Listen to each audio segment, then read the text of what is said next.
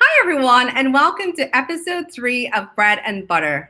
My name is Muloongo Muchelemba, and I am the founder of Ongolo.com, a Pan-African website whose main objective is to keep Africans connected and engaged and to promote Africa and Africans. Today, we'll be talking about boosting agricultural productivity in Africa. The motivation for this topic was not just the fact that agriculture plays a huge part in Africa's economy, but also a personal one. About 3 years ago, I made the ultimate impulse buy.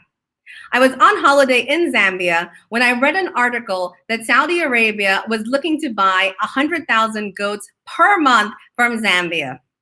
So I went out and I bought 988 acres of land with the hope of becoming the world's first Chanel-totting goat herder. In the past 3 years, I've produced approximately 0 goats, but I have dabbled in a little bit of agriculture. And by dabbling, I mean I own the land, my dad does all the work, he also enjoys all the spoils, but I get a nice photo for the gram. In 2020, I decided it was time to finally start that organic avocado farm that I've always dreamed about, which is why I'm really excited today to have on the program Demba Ndiaye, who is a consultant working with farmers in Mali and Senegal. Demba, welcome to the program. Thank you. Thank you, Mulongo. I'm here. How are you? Good morning in your Good time. morning and good evening to you. I'm doing very well, thanks. How are you? Doing great. Thank you very much. Thank you And for getting me Ramadan on the show. Kareem. Oh, Yeah. sorry. Thank you for getting me in the show. Oh, thank you for offering to come on the show. And just so people know, Yeah. Demba and I connected on Twitter, which seems to be where I meet everybody who comes on the show. That's right. That's Yeah. right. So Thank Demba, you. I thought it would be great to start off the program by just helping us understand who you are. You're Senegalese, but you're based out of Washington. So could you just tell us a little bit about yourself? Yes. All right. My name is Demba, and I'm native from Senegal, and I'm here in the United States since 2011, working on the insurance and financial service, and offering coverage for businesses, individuals, and families of anything dealing with their health insurance, life insurance, business mitigation, risk mitigation, and all of those products that can be offered in the insurance and financial service area. And with that, I have on the side some consulting work I do on the ground in Africa, on and off. And I would like to share that experience today with you, with your folks today, in terms of agricultural productivity, how it can be managed and helped. Okay, great. Well, I thought it would be great for you to actually explain to everybody what Strategy First does. So I will leave you to just take us through what your work is about. Yeah, as I said, since 2011, actually, I launched it, and it was a way for me to work in the area of insurance and financial service, which is all about risk mitigation for businesses, for individuals, and communities. And when you apply this to business, in any kind of business, you have its rightful place, because in anything you have to do in life, you have to do what they call a needs assessment, and the needs assessment will determine your strengths, your weaknesses, your opportunities, and your threats in any given environment. And in that regard, I just launched it, and this allowed me to be in touch as well with many organizations I already have prior relations in Africa. And as part of the global open data and nutrition, global open data agriculture and nutrition network, which had been launched a couple of years ago, I'm trying to instill this data-driven approach in agricultural productivity in Africa. And with all the membership I have in some organizations like the Global Environmental Facility and some other leveraging capabilities, I can definitely I think that could be of help to any organization or any farmers organization on the ground in Africa right now dealing with agricultural productivity. Oh, that's great, Demba. And I mean, agriculture already employs about 60% of Africa's workforce, so it's really significant. And I thought it would be really good for people to understand where the sector is going, what the opportunity is, and to try and get people engaged in agriculture. So, do you want to just walk us through the size of the prize? Yes, actually, as just mentioned, when you look at the demographics, what we have in agriculture in Africa, this is almost at this time, we're dealing with an older population that we used to have. That means, in the meantime, there has not been such new blood, as they say, coming into the agricultural sector. And because of that, all the opportunities we have right now is just going to waste. Because if you look at the agribusiness, as you can see in this flyer, in this slide, the overall agricultural opportunities in Africa, the agribusiness in general, it goes with the fact that we have 60% of the whole world's uncultivated arable land. What does say about what we have and what we're not doing with it? And with the 1 billion people we have in Africa, the 1 billion people we have in Africa provide a market for agribusiness, despite the fact that, and you can see in the lower area, you can see 80% of the whole wheat world, the wheat consumed is imported in Africa, whereas we have options to cultivate those wheat. Right this morning, a couple of hours ago, I was talking with some organization in Mali trying to do that right now with their cooperatives. And we have 500,000 tons of chicken import, more than that, imported in Africa, coming to Africa. Whereas we can, when you can, no, we can import, we can raise those chickens, we can do anything with livestock in general. And in addition to that, we have 15 billion of value of amount of grain, especially rice, that are imported in Africa. And I know very well because most of our staples in Africa is rice-based. So, and according to the World Bank and other institutions of high renown, Africa's agribusiness industry is expected to be worth of 1 trillion billion in the coming years. And to me, this is an opportunity for us to really think about doing agriculture in another way that it hasn't ever been done. And this time, we need to include the data-driven process that all the business are using and using those models to succeed in their business. So we're not doing it enough in agriculture, and that needs to change. Okay, so before we get into what we're doing wrong, I just want to pose here and actually ask you a question. Why doesn't agriculture appeal to people, especially the youth? There's a perception that agriculture is something that people do when you've retired, and only big farmers go into agriculture in their youth. What can we do to actually change the perception about this industry? First of all, it has to be valued as in any other business segment in society. It has to be seen in terms of worth in society. As long as we can tell agriculture is of value to communities, to people in terms of food, nutrition, and income, then that can be the message to go out with to get the buy-in from the public, from the youth in general. When I was growing young, I was thinking of being one day a pilot for any airlines, but over time you realize that agriculture is a very noble way to earn a living in life.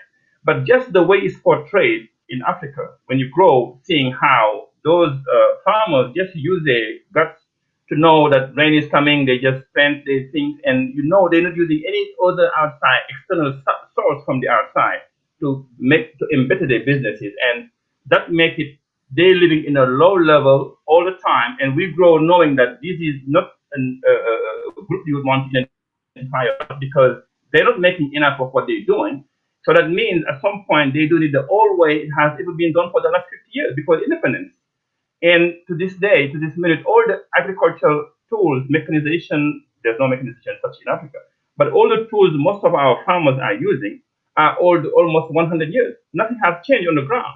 Very few are fortunate enough to use new equipment because they have been able to afford buying a tractor or something to dig the ground deeper and allow the fertilizer to melt in better in the soil to be better of use for plants on the top.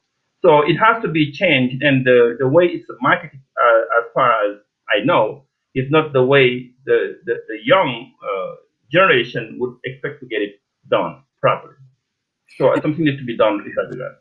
Yeah, one of the most startling things that you said was that all the soil mapping and some of the tools that government agriculture extension teams use is from the colonial era. And given that we've been training people in our universities since then, what exactly are they doing that we haven't had these updated?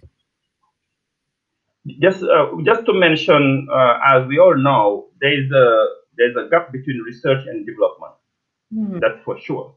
And most donors, when they come into the scene on the ground, usually they may fund some part of the research. But when it comes to replicating, disseminating the data, the acquired data, the outcome of the research on the ground, that's where things are really messed up. And to this day, you can find in any of those countries in Africa, they have a whole set of data in agricultural productivity, but they will tell you, hey, we don't have enough to. Our role was not to just make the discoveries, have the outcome, and go on the ground. They shouldn't be having a bridge from the research to development. And that's why in these developing countries where we are in the United States and anywhere in the world, R&D, research and development, they go together. Once you help a given constituency develop some research outcome on agriculture, on biotechnology, on anything it is, you need to help the process move forward and go to the benefactors, the beneficiaries on the ground. And in this case, it has to be the farmers organization. Now, if you know, and you know that most farmers organizations in Africa, the level of literacy is very low, and extension services for most government, they have to use different tools to convey the message, and the manpower in those institutions is very low. You understand there's a gap. So at some point, something needs to be done from having the data and all the infrastructure is ready. The resources, they will tell you, hey, we spent billions, but remember, if you can Google it, you can think about what they call the lost decades of development. That means for the last 40 years to 50 years, donors realize that they have been spending money in Africa for Africa's development, but has yielded much in terms of Demba, you're children losing you. come down ground billions to the way it was supposed to be helping them in their primary sector. And that needs to change as well. And the way it could start is for cooperatives on the ground, farmers organizations to take heed and get organized and stop doing the silo approach of anything they're dealing with piecemeal and work together and pool their resources. And that's what I'm here to help you and get that perspective emerging.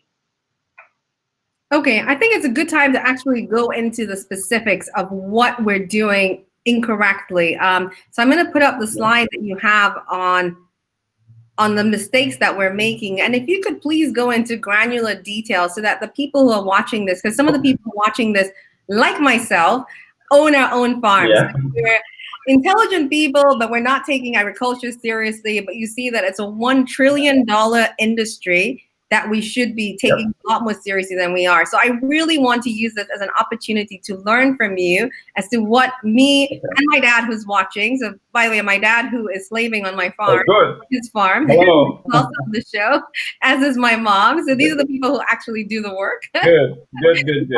But it would be great to actually know. Yeah, welcome, Mom and Dad.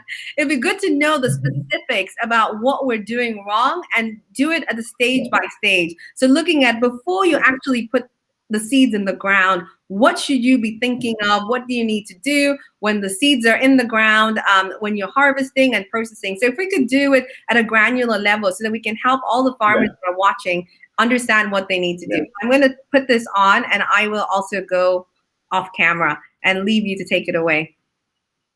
A little bit, yeah, that's fine. I thank you for the question because I think this is exactly what we were talking about. As I mentioned earlier, in my insurance and financial service work, something very important we do anywhere is needs assessment. That means you need to have data as far as what need is to be addressed. In this case, dealing with agriculture, you need to know even before you put you sow your seeds on the ground. You need to understand you're doing this for which market, who are going to buy or use my product. I know most African farmers they're doing subsistence farming, but one thing is that you have to understand what this production coming up in about a couple of months would be for. And that means you have to have the market assessment. What would be the market needing at the time where my crop will be at maturation? That's one thing.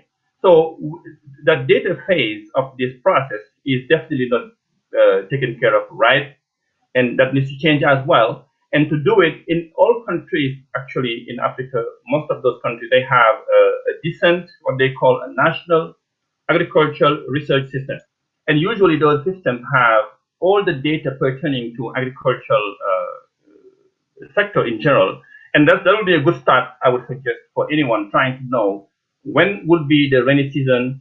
I think we depend on rain, and this is something again we have to come back to. But when would be the rain coming? At what time? And what would be the crop to use at a given time? Because different crops have different rain time frame. Because you can take when you know what is the season would look like, the forecast, what the weather would look like, you would know from the get-go that some plants would be not fit in this area because the rain pattern you're going to have will not be sufficiently covering the full length required for this plant to grow within this time. That's one level. The other thing is, once you have your product, when you're going to harvest it, there will be needing all those issues dealing with storage. You will need some processing at some point. And any of those are considered as components within the value chain. And you need to be aware of the whole circumstances surrounding you. If you don't, this is one of those areas that contributes more to what they call post-harvest loss. Because once you have your grain and everything harvested, and there's a time element that you're missing in between, you may lose a lot. And in Africa, it amounts to almost 45% of post-harvest post-harvest loss that has been recorded. Some are just saying it's just conservative number. It can be way more in some areas in Africa. Now, we don't use all the tools we have in terms of adapting the fertilizer for the soil type, if ever we use fertilizer, because Africa is one of the lowest side of the world where we're using under 10 kilogram per hectare for fertilizer, whereas anywhere in the world, the average will be 200 kilogram per hectare. And many institutions have tried to cope with the institutional support for agriculture in general, but there is still limited public investment in Africa in general. And there's level of limited public investment. That's one thing. The other thing is that donors in general, they don't coordinate their effort in funding and supporting the agricultural infrastructure in Africa. So some will be doing with this aspect of the research. Some will want to explore this other subsector, but there's not such a coordination to as far as how they can help agriculture go and the cooperatives and the farmers organizations on the ground. Now, all this boils down to a knowledge gap that is affecting definitely the agriculture sector. And as I said prior, the backwardness image, the perception of the youth in general on how agriculture is and how the farmer may be living his life are such discouraging for those engaged in agriculture, without mentioning, of course, the gender disparity in access to agriculture and resources, which is earlier in the point in the top of my slide. So I think overall, we need to be aware of this agriculture sector in Africa. Once you do agriculture, you need to see it as a business concept, and you need data to feed into it to make it better in terms of expectation and outcome.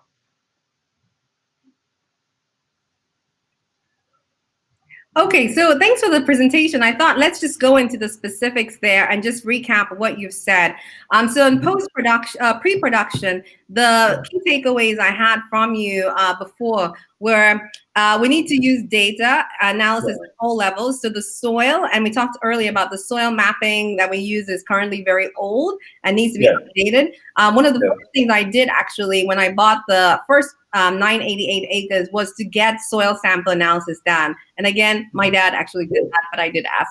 And so I did that, but most people don't, and they don't realize that you need that in order to understand whether your crops will actually grow. So why are people doing that? It seems like an intuitive thing, but why are people not doing it?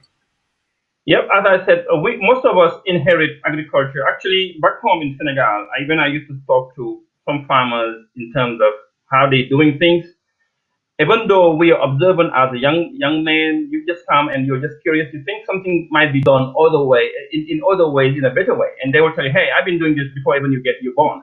So they're relying most likely on patterns, on what they're used to be doing, and not on some updated knowledge. And if you're a believer of climate change, which I believe you do, things are never the same, and they keep changing, and we have to adapt into those things changing. And most of it, the ecosystem, the environment where we want to plant the seed. So the land in Africa, as I said prior, most of our soil fertility map in Africa are all 50 years ago. They're outdated, and today most fertilizer businesses, when they order their fertilizer, they don't go too much down the line trying to find out which portion of their land should require this NPK combination, which is the chemical for the fertilizer. They just buy something very standard, 10, 15, 10, or 10, 20, 10, and this goes as well for their rice, for cassava, for millet, for anything, because that's what they used to do. So there's a need for education, there's a need for updating the knowledge base based on the fact that things have moved from A, now we are on D. We're not even on B anymore, we are on D. So there's two generational data that needs to be adapted so that agriculture can yield more than what it was supposed to be. I mean, to this day, it's just very bare. So young people need to be educated, and in Africa, people have.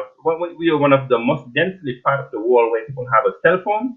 With the cell phone, you can use the cell phone data carriage to bring all the information a farmer might need on the ground.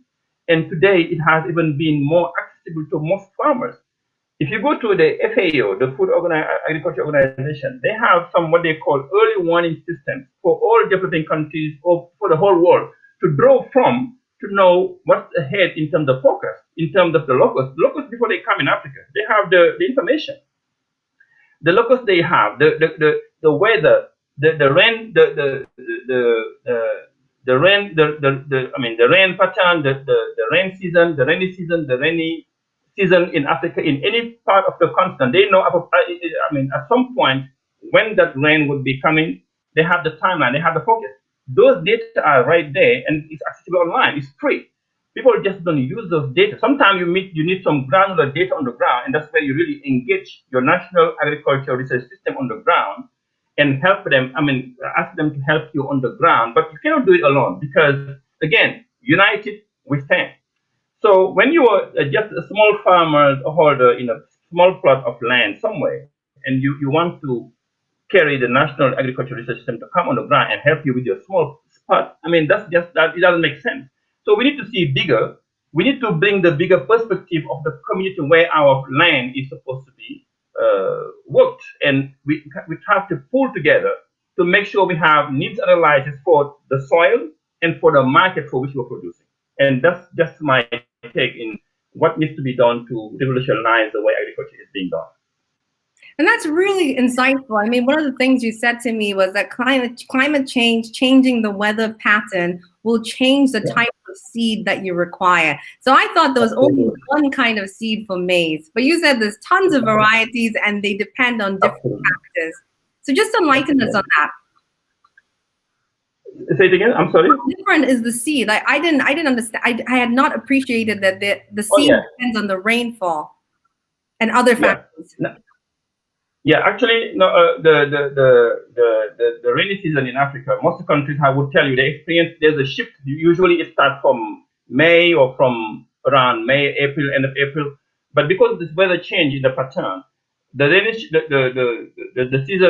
rainy season is shorter, and because it's shorter, the grain you used to put on the ground that will be supposed to be there for 3 months now or 3 months and a half, that grain would be requiring more, I mean, would be now having less water in a longer time frame. And I've seen many times farmers in Africa, in Senegal, in the region, planting their seeds from the very first rain, from thinking the season has just come now, and then stay longer days before another rain hits the ground because there was just a random, I mean, uh, rain. The real season hasn't come yet. And now they lost all their savings because their main savings would be the asset they have was the seeds they had before. Now they just gone bankrupt. And because of lack of rural insurance in Africa, most of the part, because it's right now, as I'm talking to you, it's only available in Ethiopia. And the same organization brought it in Senegal a couple of years ago. I'm trying to work to expand it on other areas as well to work with the farmers. They don't do that insurance, that farming insurance. And that means when they fall short in anything, and usually they do up to 80%, they just lose everything. And that's how you see farmers converting from being a farmer at the village, and next year moving to to the city and becoming a mason or a carpenter or something because they lost everything. And Yeah. that's very sad. Yeah. It is very sad, but it's really good to know that basic things are actually putting you Yeah. at a loss at the very Yeah. beginning. To understand when the rainy season is starting. Because you said Yep. something that I thought was really funny the other day. You said that people practice religion through agriculture because you just What? sit, look to the heavens and say, when is the rain Yeah. coming? When science Yeah. is available for you to be more informed. And I thought that was really powerful. Oh yeah, actually that's what it is, and that's the traditional part of agriculture in Africa, driving production in general, and actually everything else. You look at the farmers, they haven't gone to school. Much of them don't go to school to learn it. They just do it as a way of life. And at some point, they're so believer of whatever they do, and they will tell you if they're going to plant the seed, hoping and praying that it will yield something. When in our conventional wisdom, we believe that you have to know how to assess your environment and know exactly where to put your feet moving forward. And at least fall short, but not in a way, you'll miss it like almost 80%. You'll miss it maybe because there's some margin of error in any calculation human beings. But at least using the data to know when the season will start, knowing that when any rain comes on April, will just a random rain. The real rain, based on this year's calendar and the forecast, will be starting coming from end of May, and you start the first rain you see by mid to end May. You can put your seed on the ground, making sure it will be covered by the whole full rainy season. That's one thing. But before you do that, make sure you're not putting the same seed on the ground that all the neighborhood farmers will do, because when it's time to go to the market, you'll find your price will drop because you all do the same thing. You don't diversify. So you have to know what the market is expecting to know, and that one in most African countries as well. Under the consultative group, it's called the CGIAR. They're supporting. It's called the Consultative Group for the International Agricultural Research. They are sponsoring and supporting a whole research in agricultural markets. And those data as well are available. You can tell in any country, you can put for your country, for my country, for anyone's country, what are the latest food supplies that the market needs for the last 6 years, and projections will follow as well. Based on those data, you can tell, hey, I think this year I'm going to do some beans because beans has been in the market, the price has been so high. I think, I need to do beans. I'm going to make money. And you'll make more money based on that most will just go back to the cereal and millet because that's all they have. They think they should do. So besides that, then again, it's a matter of culture. We need to shift the thinking as well and know that agriculture should not be treated different as any other business, that you need data to process the requirements of what it takes to make a good season in agricultural farming. Okay, so before we could proceed with other stages of agriculture and follow-up questions I had, let's just take some questions from the audience. So Okay. Ranveer used to work in a big agro company I won't name, but he's saying agriculture is not a cheap venture. So I know this is he worked in a big company, but even people who are small and medium scale will say the same thing, that it's very hard to get started. So what are you doing with the farmers in Senegal and Mali to help to mitigate some of these costs, or at least to reduce the costs? As I just suggested, the first level would be to really unite our forces, because the compartmentalization of farming activities on the ground is a big divider, and that's not a good thing, not for the farmers, not for the market, because you have like 100 farmers doing the same thing in different ways and bringing in the marketplace a product of different grades. That's right there a no go. So the first thing I think which will be interesting for anyone to consider getting into this would have to understand that you have to investigate, and whatever it takes in terms of knowledge base, it has to be it will incur resources, money. You have to. That's what they just. I'm looking at his statement saying agriculture is a cheap venture. You need to have what it takes to collect. You have to collect. You have to research, and you have to plan. So one only can do it, but united, you can do it. And this is one of the achievements of the Agenda 21 in Rio, in Brazil, in 1992, when they met to launch the movement of the cooperative in Agenda 21, the 21st century. That's where we are. They were talking about how farmers organizations need to pull their resources together in the cooperative.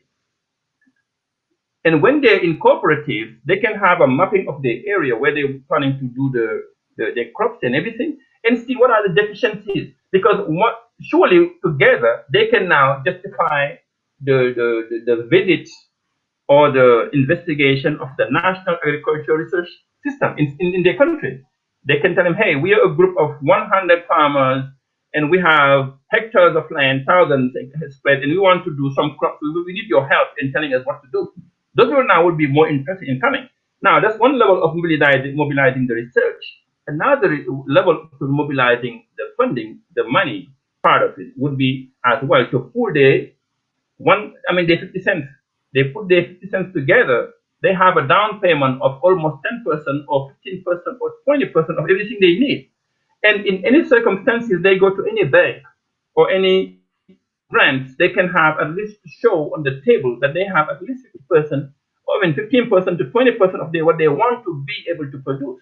And in those conditions, they will not be seen as players. I mean, you're not joking. I'm here with my resources. I have this amount of money. We need money to get this done. That's one level. That's the third level. I mean, the second level. The third level now would be once you have all those in place, look at the market issues. What is it the market is needing to be engaged in agriculture? And something we don't do very often in Africa, that's the contracting side of it. Mm. The contracting side of it is something we're missing so bad. And even in a right contracting mode, you can have consumers sometimes uh, putting a down payment toward what they want you to produce for them. When you have good deliverables and just a good stated operating procedure, you show them, you say, hey, we are a group of 100 cooperatives. We're going to do corn, we're going to do chicken, we're going to do this and this and this. We want to contract with your company to make sure once we do this, we're going to sell you at least 40% of our production. And that's very enticing for any company. No, hey, I don't have to go around looking for this product. These people will have a contract, they will be able to deliver me at least 40% of their production. Those three levels of organizing, once you do it, once you look at what it takes, the requirements, you know one only cannot do it. One farmer only cannot do it. One agribusiness guy just cannot just do it on his own. You have to work together with your community, with your constituents.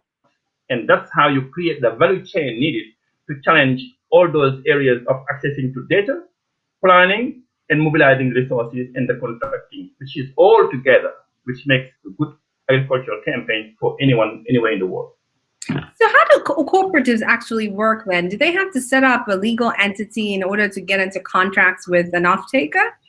Yes, actually, in many countries, I mean, usually the system, the way they set up the business, the organizing, the cooperative, they are very free to do it. There's like a standard organizing, unless they really change it in terms of the contracting side of it, they can do it. But usually the guidelines are very clear. The cooperative, as its name, is called a cooperative. Different farmers get together to fulfill a common goal, business oriented, and they put their resources together. They have their resources and they plan together. The beautiful side of it is that everything they do together, they have to plan in terms of better impact down the road. So they plan to see what they're going to do. Who will be going to do in maize, this one corn, cereal, something else? Who will be going to take care of the livestock? And they work together. So the output would be greater than what individual components would bring on the table, each one of them left alone. That's the concept of the cooperative. Now, once they do that, the cooperative itself would be like a hub. The hub now would be in a position to negotiate things that, again, no one on the ground could individually have in front of a buyer, because the buyer, they have the money, they have leverage. But if you come as a cooperative, a group of producers, and have a plan, they will be able to talk to you now because you have a leverage. And so that's what needs to be done. Okay, that makes sense. So there's a question from Enoch that I'll come to in a second because I just want to make sure that we've exhausted the supply chain of agriculture. Yeah, So just one more thing on production. We started a conversation about GMO, you and I, offline, because yeah, GMO is increasingly becoming popular in Africa. And I think I told you the story of how in Zambia in the late 1980s and I think 1990, we had yeah, food shortages, and the American government, I think, donated yellow maize, and we had riots because people said yeah, they did not want GMO. And in Zambia, GMO has had a really bad reputation up until recently, when I understand the Minister of Health has now deemed it safe. What's your perception on GMO? And can you give some examples of countries where GMO has been implemented? First of all, as many sustainability development actors, GMO cannot be good for the sake of sustainability in agriculture. Period. The reason being, there it's like something that nature is giving you for free.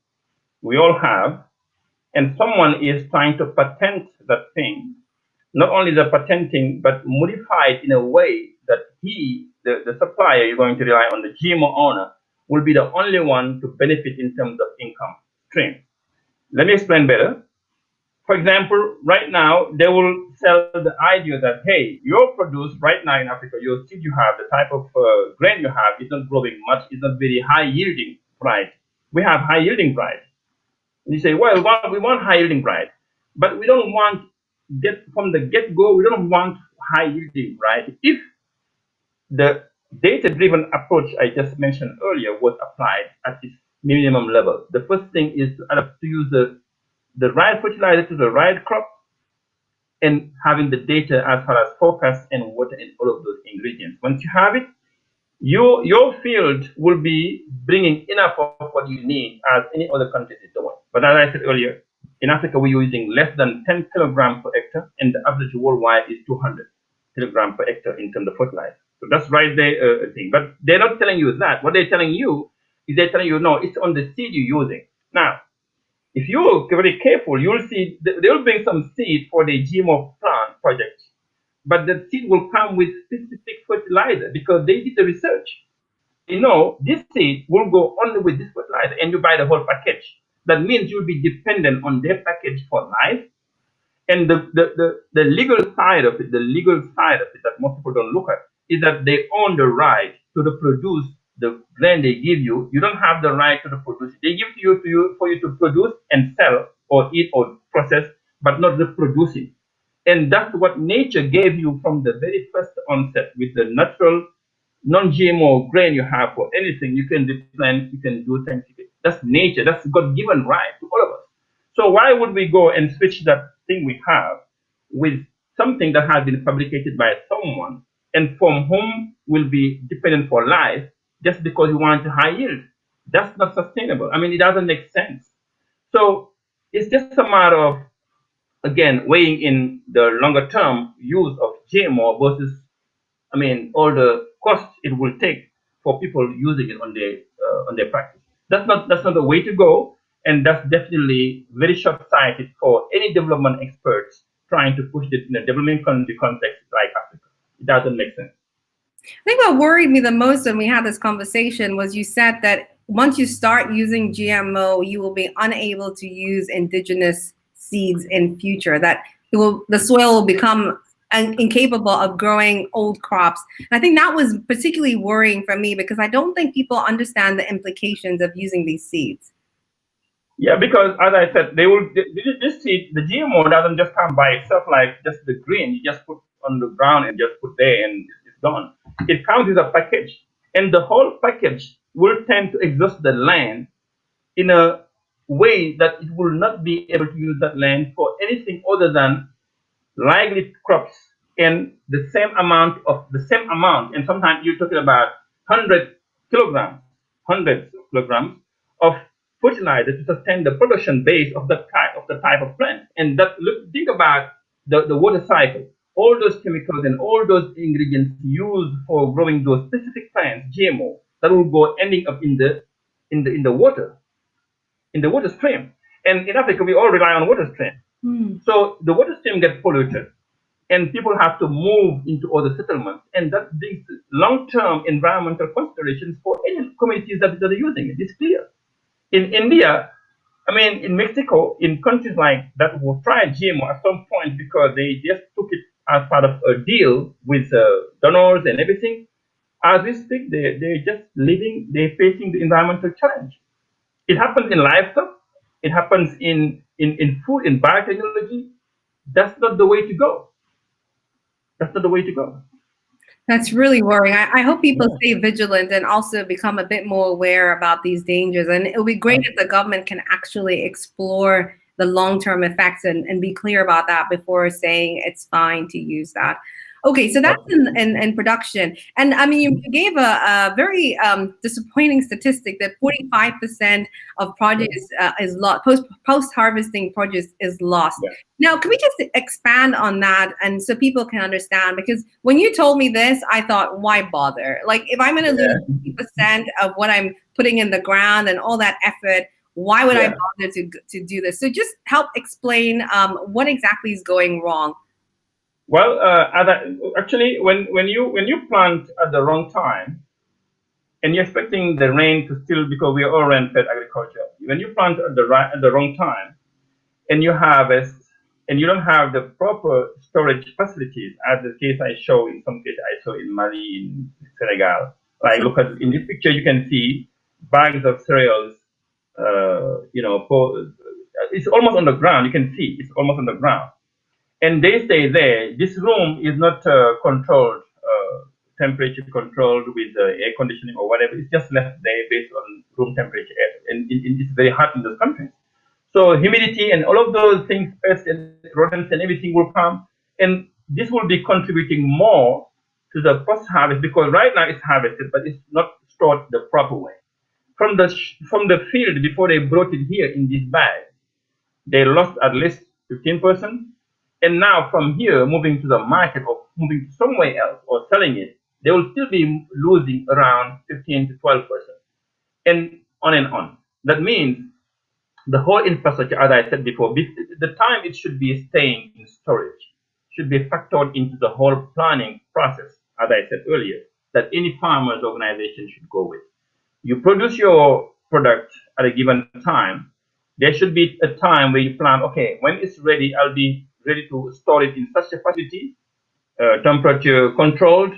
And after that, we have a contract, and this guy have to pick it up in no less than 2 weeks, clearly, but not indefinitely. Like, and again, the storage conditions are not adequate, as they say. So post harvest loss is definitely a challenge in Africa. That's why in Mali, as I'm trying to do in Senegal, we have two welders, local welders, artisans that are working with agricultural mechanization. They're working, and they've been contracting for the last 15 years to 20 years. They've been contracted by different donors when they come on the ground, including FAO projects dependent under FAO and some under the World Bank. They would get those welders or those shops to do the agricultural tools that those farmers need to process the grain once it's done. And that can help actually reduce the post-harvest ratio.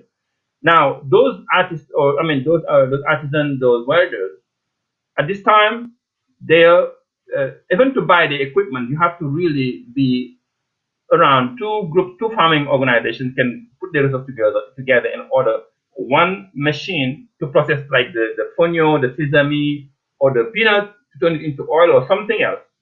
And they have resources, they have skills.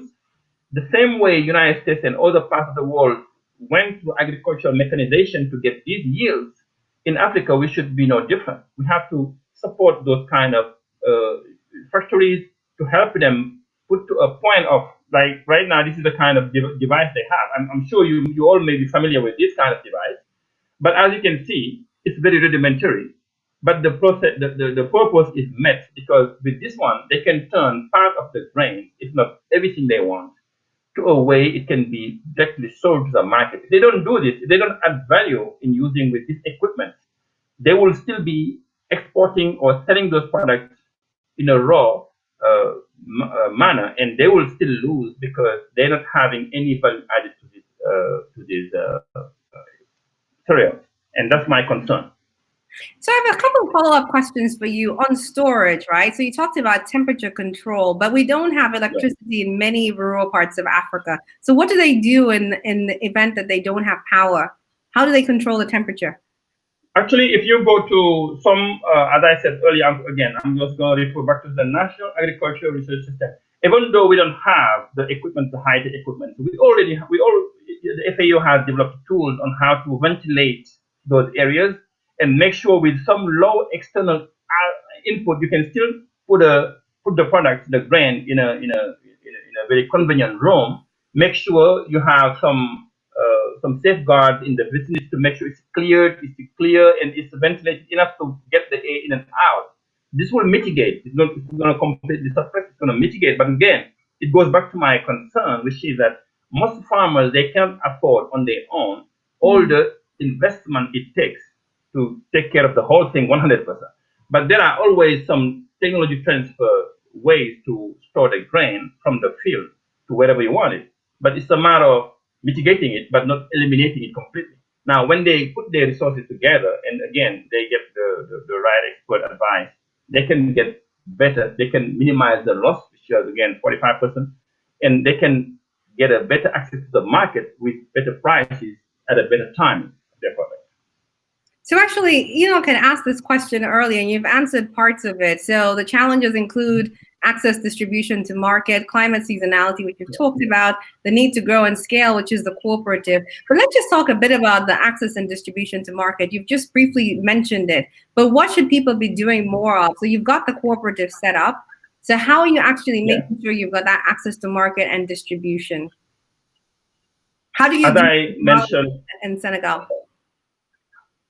in most settings in the region, I worked in a project lately for the last couple of years with the World Bank called the West African Agricultural Productivity Program, and it was meant to work on those areas in Mali, in Africa. There was all the ECOWAS countries part of it, and they were developing ways on how to upscale agricultural innovations on the field, on at the transformation, at post harvest, and anywhere. The point is the way they can do actually is no different. They have to be able to look at the whole thing as a value chain and see what are the requirements to get to this step, from this step to this step, and they have to link the whole process. You cannot just do planning for the season, the seeding, and just forget about the marketing or the storage, or even the selling to a buyer. Those buyers they need some tangible offers. You have to come with them, telling them, hey, we can do a contract farming, and we have this and this and this. This is our organization. This is what we can do, and we can deliver this on this in this time frame. But those time frame, remember, you have to deal with your cooperative itself on the ground. Make sure you will be able to honor all those prerequisites, those deliverables, to be able to put those products on the market at a given time. And once you do that, again, you'll be able to make sure when you produce this corn this time, at least 70% will be sold to such and such and such before even you produce. And we don't do that. Usually, what happens most of the time, we produce and we find out where you're going to sell. And the more time the product is within you, the more time you have to pay for or tackle storage. The same time, the market prices are going up and down.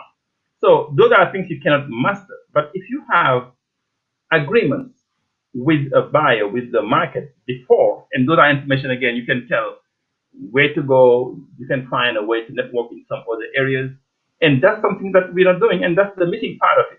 And now in the project I was just mentioning with the World Bank in the region, they have been able to have a database of all the technologies you can have in improving rice cultivation, potato, even livestock in Mali, in the region, that they can use among countries. But the main challenge was for the project to be able to disseminate the technology gathered from Mali, or the one from Senegal, and the one from Nigeria, or from somewhere else, to put them together for different farmers to use it. They But still what is need the to be taught. technology? What is the technology? For example, one of them consisted in introducing a variety of rice, because even maize has been introduced in Africa from, they say, from Latin America, from other parts of the world. But again, based on our climate and our weather, research can be done somewhere in the world, in Australia, in Syria, in America, and to be able to come up with the type of grain that will be more uh, solvent, more productive in our environment than the native one we have. And that's what research does. So in Mali, I was able to develop some grain for rice because, we have in Africa, we have what they call the WADA, which is one of the biggest rice research experience projects in Africa. It's called the West Africa Rice Development Association. And we have that under the umbrella, as I said earlier, from the CGI the CGIAR, the Consultative Group for International Agriculture Research. They support all those different institutions trying to develop varieties and improve varieties based on all those climate change data I'm just telling you, to make sure the farmers will get the right grain seeds on their hands before they can go on the ground and expect to get yields. But unfortunately, these are not research that people are using. Again, it's free, to some point it's free, but they're not doing much to go around and look around and find out before they can get involved in the business. That's my only thing. That's my only thing. So They're not doing it. how much technology then can a small scale farmer like myself actually deploy, and what would you recommend in terms of tech?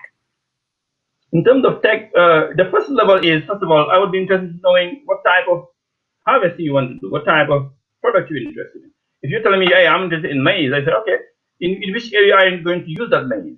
And we can go on the map online, you can find out a little bit of some data to see in that area you want to do it. Okay, what the most prevalent maize, grain, corn you can find in that area is something that they all know. They say, oh, just take the yellow one, oh, just the red one. But you can be more granular to the detail and say, okay, based on my area, I realized that for the last 3 years, the yellow or the red one doesn't go anymore. We have to adapt and find the one of this caliber, because it's recommended based on research. Because the research will tell you after a couple of years, the rain pattern will diminish, and you have to adapt to a different variety that will take less time for the rain to be on the ground. In Senegal, there's a researcher who created, you can research it online, there's a researcher in Senegal, part of our national agricultural research system, who created a variety of peanuts. It's called Flower 11. This researcher, in his lab, in his some team, they developed a type of variety of peanut as is done somewhere else in other parts of the world. It's just science and research. This guy came up with a variety of peanut. When you put it on the ground, it's not going to require too much rain for extended periods. Mm-hmm. When the rain hits the ground for a short time, it grows, its maturation, and it's just amazing. That's what we need. We need to adapt our local ecosystem to the type of products or grains we're going to use to grow food. If you don't do that, I mean, you're just randomly doing your business, but there's no guarantee. But is this the private sector or the public sector that needs to contribute on this? The what? Is it private or public sector? Oh, that's a public. That's public sector. That's public sector. That's what I'm saying. The public sector. This is anything dealing with the national agricultural research system. These are public. They're doing the research for the people to use. Now, once they develop those varieties, they have ways they can. Their mission is to help farming organization, to grow and develop. So the research, as I said, is funded. It's already funded. The purpose is to get into the market something that the farmers can use. That's what it is. It's different from the private funded research. It's different. It's most likely in the developing countries. That's something that the government take at a level, but most likely at the bottom ground, private companies develop their own variety and sell it very high, and that's how GMO comes into play. But in Africa, we still have the system which is something like government funded, enough to allow anyone to use that thing, but people just don't have it because they don't have a tradition, the mindset of going after for the research and for the data. They don't have it. So in your case, you need to know about the type of grain you would need for the soil. You need to know what the soil is missing. You need to have some mapping for the soil. And most importantly, you need to have an idea of what the market for this product will be when the product arrives to maturation. You need to know where you're going to sell, likely what would be the market about this product. So those are the prerequisites that anyone needs to be doing to do a needs assessment in any given field in agriculture. Okay. So Demba, we're coming up to the hour. So I just wanted to give people a sense of what it is that you're working on and how they can get in touch with you. Okay. All right. As you can see here, my current work right now is focused on scaling up development opportunities. I'm just mentioning it that there's a lot of research outcome results that have been produced by most donors in Africa. They have technologies available, but there's no way to put it out from the research laboratory to the farmers who need it. So it needs to be disseminated. There's a need for that. Besides that, I was just mentioning how it's very important to have agreements, partnership at farming level with the cooperatives and at the marketing level with the buyers. But this all needs to be done in a way that can preserve both interests, the community, the group, and at some point, the buyers will make sure that your products or your deliverables will be met in a reasonable time frame and the conditions and alike. Now, we need to put in place, as I mentioned, an enabling conditions for regional corporations, which is earlier, as I mentioned earlier, one of the focus for the projects I worked shortly with on the ground in Mali, which is enabling the conditions for regional corporations, because those results on the ground with the West Africa Agricultural Productivity Program would allow research found or gathered in Mali or in Senegal, in Niger, in Benin to be used in another country.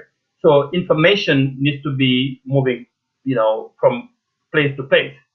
So besides that, I just mentioned how important it is to consider gender into agricultural development and to stimulating youth focus on agriculture. But to do that, we need to revamp the image and the understanding that we have on how agriculture stands, and that should be coming with a package enough to be attractive for the youth to be engaged and saying themselves, "Hey, I'm a farmer," and not being ashamed at all. So that's basically what my take is about, and I'm open to discussing these issues deeper. You have here my contact with anyone interested in Africa to make sure in this COVID-19 moving forward, we're doing agribusiness in a different way, in a way that can sustain our livelihoods and support in terms of income.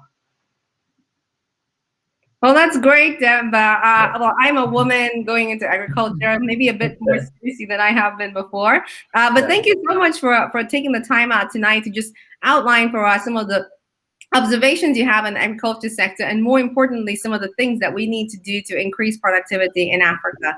Do you have any final words other than what you just said?